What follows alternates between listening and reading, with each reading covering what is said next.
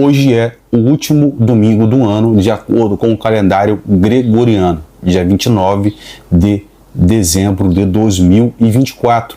E no calendário judaico estamos no ano de 5.785, dia 28 do mês do calendário judaico de Kislev. Preste bem atenção nessa matéria que eu vou ler aqui agora para vocês. Rei Charles assina tratado autorizando Governo Mundial Único. Isso mesmo, pessoal. A volta do Mashiach, a volta do Messias está muito próxima. Por que eu fiz questão de falar a data do calendário gregoriano e a data do calendário hebraico? Vocês vão me entender agora. Por quê? O ciclo de 6 já está se fechando. Isso significa que já estamos próximo ao ciclo do 7º milênio, ao novo ciclo do 7º milênio, que é a era messiânica, que é a era do Mashiach, que se aproxima a volta iminente do Mashiach. As nações do mundo estão se reunindo para um governo único, um governo mundial. E até o rei Charles, que na verdade parece que ele ainda é o único rei, humanamente falando, mas sabemos que o único rei que existe é Mashiach, ok? Olha só o que diz essa matéria. E no final eu vou falar para vocês sobre o significado do 7º milênio e também sobre o que vai acontecer em 2030, o que possivelmente pode acontecer em 2030 de acordo com as nevuot, de acordo com os nossos sábios da cultura judaica. Vamos ler essa matéria sobre o rei Charles. O rei Charles declarou abertamente que a elite deve lançar uma vasta campanha de estilo militar para combater as mudanças climáticas, ao mesmo tempo em que pede nada menos do que uma completa religação da economia global. Ele até sugeriu que as práticas agrícolas tradicionais e os meios de subsistência de números de fazendeiros devem ser sacrificados em nome da sustentabilidade. Mas não para por aí. O rei foi ainda muito mais longe. Ele declarou o fim da soberania, como a conhecemos, pedindo a formação de um governo global sob os apoios do Fórum Econômico Mundial. Precisamente às 2h46 da madrugada de 25 de dezembro, uma mensagem extraordinária apareceu no site oficial da família real. Esta não era uma mensagem de Natal comum. Nesta declaração, agora apagada, publicada hora antes de seu discurso oficial de Natal, o rei Carlos, que no caso é o rei Charles III, emitiu uma proclamação impressionante, um apelo ao que ele descreveu como o desmantelamento necessário da soberania e da criação urgente de um único governo, ou seja, um governo global, de um governo global. De acordo com Charles, nossa humanidade compartilhada transcende fronteiras e ideologias, e é somente abraçar uma estrutura global, uma verdadeira parceria de nações, como previsto pelo Fórum Econômico Mundial, que podemos abordar os profundos desafios de nós. Chegou a hora de encarar uma verdade inegável, o conceito de soberania absoluta, como entendemos há muito tempo, e deve evoluir na verdade, e deve ser desmantelado para o bem da humanidade.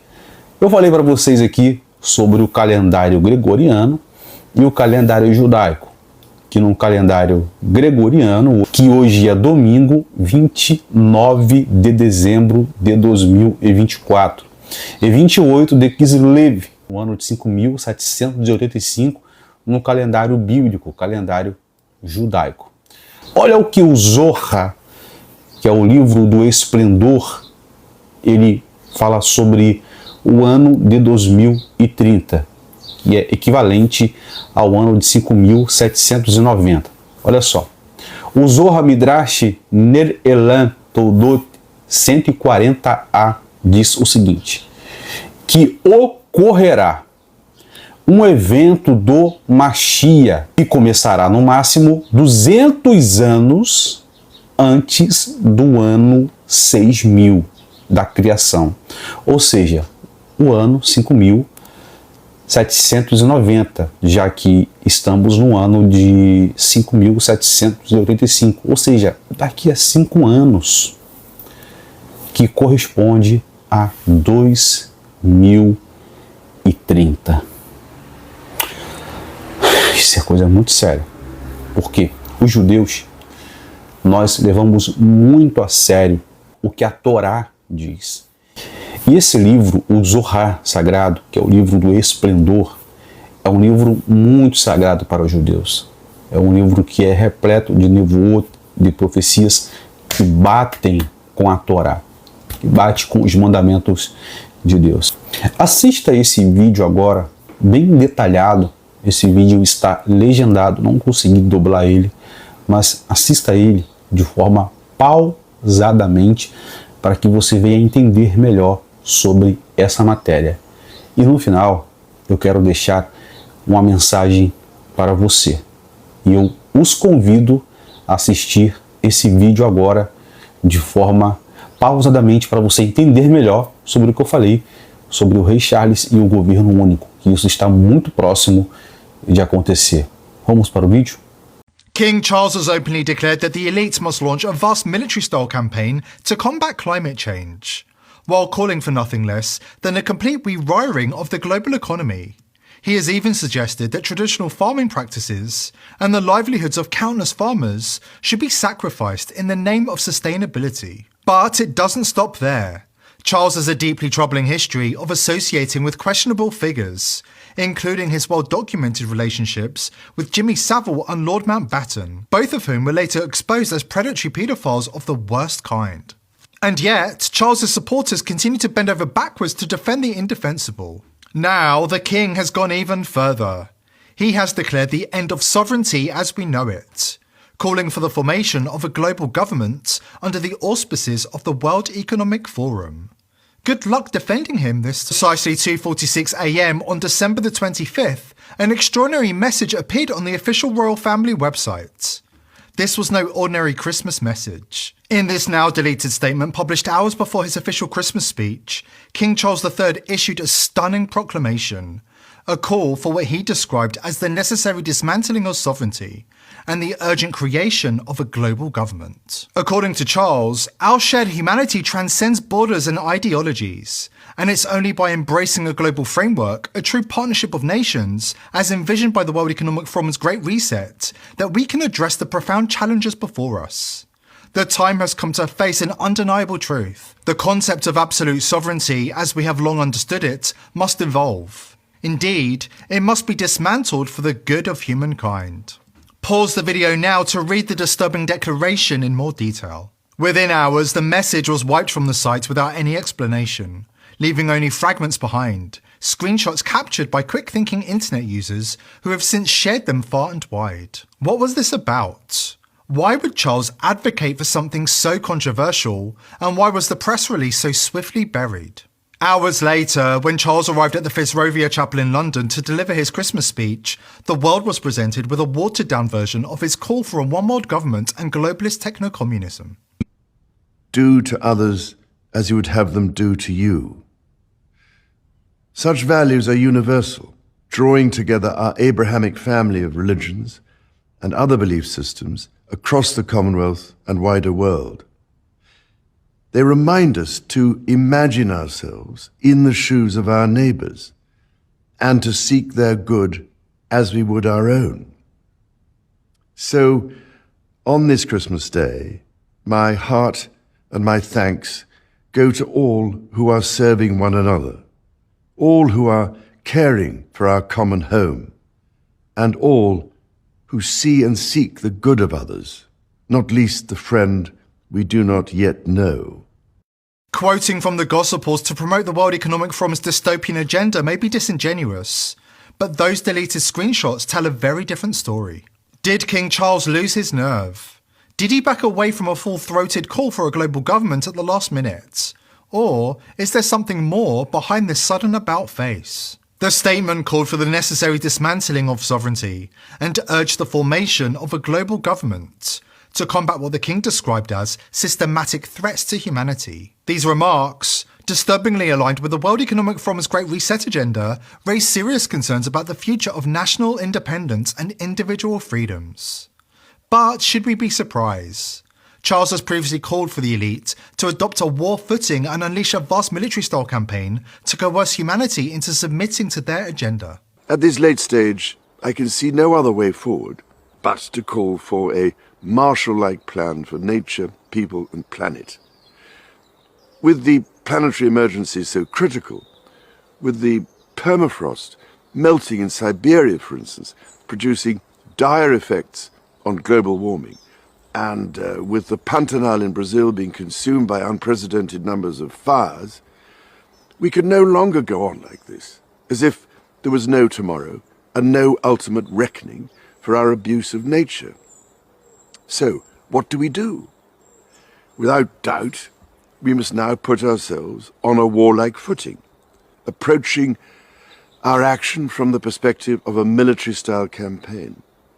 That way, working together, we can combat this most grave and urgent challenge.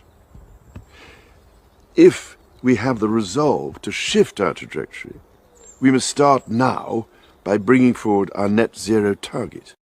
As Charles endorses military campaigns to crush individual liberty and enforce the will of the global elite, his denunciation of sovereignty is especially chilling. Sovereignty, the right of nations to govern themselves, is a cornerstone of Western civilization. For a monarch who represents national identity and heritage, to call for its erosion is both ironic and alarming. It challenges the very principles upon which modern nations are built. Does this signal the monarch aligning with the globalist elites, prioritizing centralized control over the will of individual nations? The current pandemic has brought unimaginable devastation to people's lives, livelihoods, and national economies. At the same time, the green recovery represents an unprecedented opportunity to rethink and reset the ways in which we live and do business.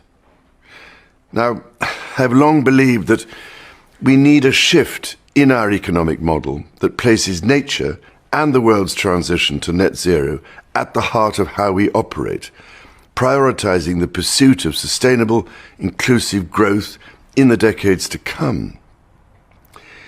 Having been championing climate action now for the last, 40 years, I can tell you that this isn't a fight for the faint-hearted. By leveraging market forces and the immense resources of the private sector, there is hope that we can transform the situation. But I'm afraid we are literally at the last hour, and there is real urgency for action. We know now what we have to do to rescue the situation, rather than going on talking about it. According to Charles, the time for action has come. It's time for military-style campaigns, for sweeping measures that silence opposition. It's time to crush dissent and end the pretense of democracy in the West. It's time to abandon the values of freedom and accountability in favour of centralised control. No wonder Charles was the man to introduce the Great Reset to humanity, the WF agenda that calls for a complete overhaul of economies and societies in line with the chilling goals of the globalist elite. We need nothing short of a paradigm shift, one that inspires action at revolutionary levels and pace. We simply cannot waste any more time. The only limit is our willingness to act.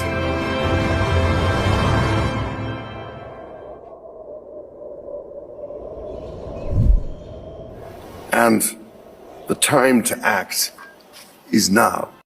Is the deleted Christmas message, brazenly calling for a one-world government, a glimpse into a future shaped by the elite? And if so, why is it being hidden from the public? Stay with us as we connect the dots and expose why Charles III, the King of England, is working overtime to destroy his own country and serve the agenda of the global elite. Here's a hint. He's got more than a few skeletons in his closet. Make no mistake, the global elite are rallying their forces, preparing to launch a major anti-democratic push to seize total power and silence the voices of the people. Major international globalists have begun singing from the same hymn sheet, with globalist bulldog Pope Francis joining King Charles this Christmas in demanding the urgent formation of a global government. In the United States, blatant efforts to undermine the Constitution are happening in plain sight, with treachery and sedition becoming synonymous with the actions of the Democratic Party. Mainstream outlet The Hill is calling for an insurrection, demanding that Congress misuse the 14th Amendment to block the duly elected president-elect from taking office in January. Echoing King Charles's call for a military-style campaign, Democratic Rep Jamie Raskin explains the deep state are prepared to create civil war conditions to destroy the voice of the people. What can be put into the Constitution can slip away from you very quickly. And the greatest example going on right now before our very eyes is Section 3 of the 14th Amendment, which they're just disappearing with a magic wand, as if it doesn't exist, even though it could not be clearer what it's stating. And so, they want to kick it to Congress, so it's going to be up to us on January 6, 2025 to tell the rampaging Trump mobs that he's disqualified. And then we need bodyguards for everybody and civil war conditions, all because the 9 justices, not all of them, but these justices who have not many cases to look at every year, not that much work to do, a huge staff, great protection, simply do not want to do their job. What do these globalist sellouts and internationalist radicals have in common? According to insiders, they're all compromised. And their crimes are so heinous they'll do whatever it takes, including burning the whole world down to keep that compromat buried, as Rep Tony Burchett warns. We're seeing a lot of the left's depravity allegedly connected to convicted sex offender Jeffrey Epstein. Now, you're also working to uncover his infamous client log from his private jet, a motion the Democrat Senator Dick Durbin is trying to block.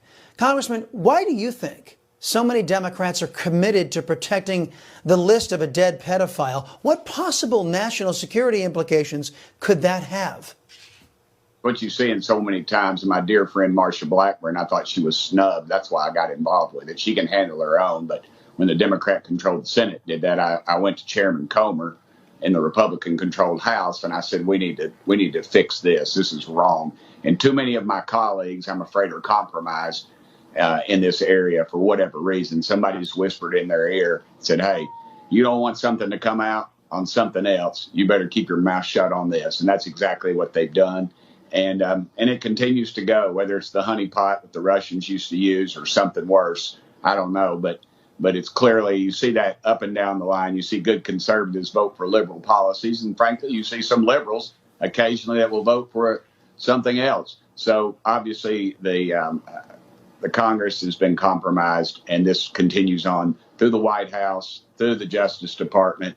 The trash can is very deep. It's not a swamp. It's an open sewer. The halls of Congress are crawling with compromised politicians, just as the palaces of Britain are rotten to the core, filled with reprobates who wield their power and influence to undermine and destroy the very institutions they claim to represent. Andrew has borne the brunt of the public outrage over his links to Jeffrey Epstein, and Charles has his own reckoning on the horizon. The man who was best friends with notorious pederast Jimmy Savile likes to present himself as the steadfast leader of the British people, the proud bearer of the royal legacy that has ruled the British Isles for centuries. But in reality, he's nothing more than a globalist sellout, an occultist, and a loyal servant to the elite.